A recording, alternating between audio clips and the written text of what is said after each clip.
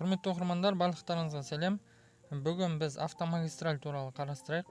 Көп адам түсінбей жатыр автомагистральді. Ол қандай жол және қандай ережелер бар деген сияқты.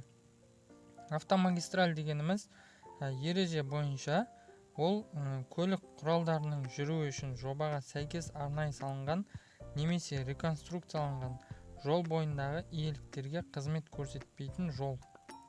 Оған тек басқа жолдардан ғана әртүрлі деңгейлердегі жол айрықтары арқылы өтуге болады. Міне қараңыздар, бұл жолдың бір-бірінен жүруге арналмаған бөлу жолағымен бөлінген әртүрлі бағытта жүру үшін бөлек жүру бөліктері бар. Түсіндіңіздер ғой?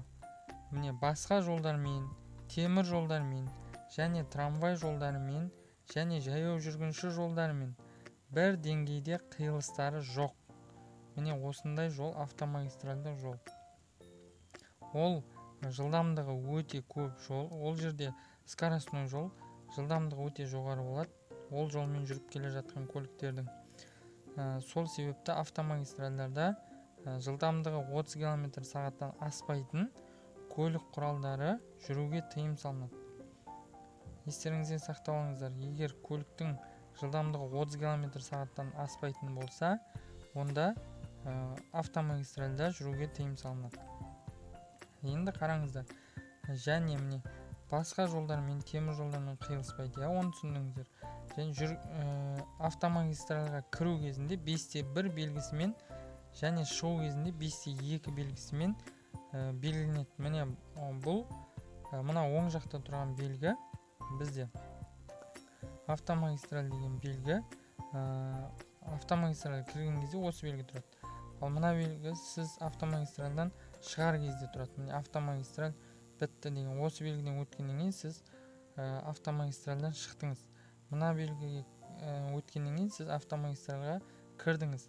Яғни автомагистральда жүру ережесін сақтап жүруіңіз керек. Түсіндіңіз бе? Міне осы бойынша міне ережеде дәл осылай жазылған. Автомагистраль не екен?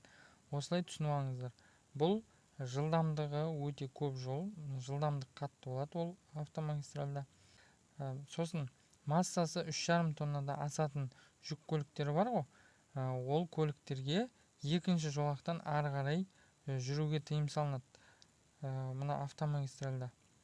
Ол тек бірінші және екінші жолақпен жүре алады. Сондықтан да құрметті оқырмандар, мына осы автомагистраль туралы түсініп алыңыздар. Бұл жалпы ережелер деген бөлімі жол жүрісі қағидаларына байланысты. Құрметті оқырмандар, біздің парақшаға жазылыңыздар. Міне автомагистраль туралы айтамыз біз, жол белгілері туралы айтамыз. Міне біз бүгін автомагистраль туралы айтып шықтық. Біздің ПДД Қазақстан каналына жазылыңыздар. Өздеріңіздің комментарийлеріңізді қалдырып, каналға қолдау көрсетіп қойыңыздар.